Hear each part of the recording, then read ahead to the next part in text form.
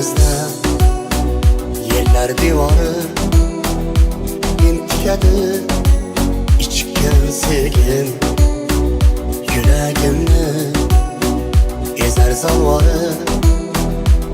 Sevgim mening kechikkan sevgim, hasis dünya bevafo dünya. Bir güzelni ko'rmading ravo, men dunyoga erta keldim ya.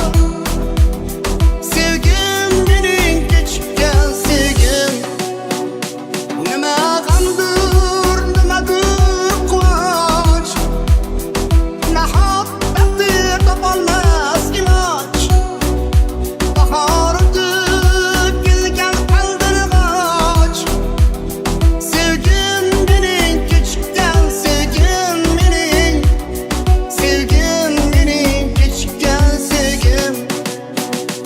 Nima g'amdir nimadir quvonch, nahot taqdir topolmas iloj. Bahor o'tib kelgan qaldirg'och, sevgim mening kechikkan sevgim mening, sevgim mening kechikkan sevgim.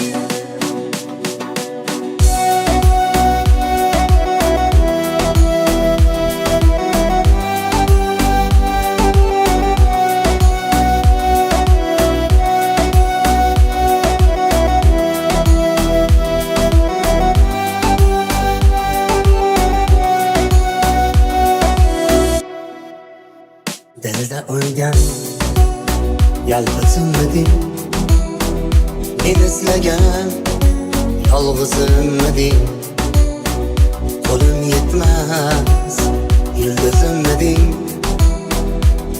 Sevgim mening kechikkan sevgim, tatimaydi bu dunyo sensiz. Yer yuzi tor, osmonlar ensiz.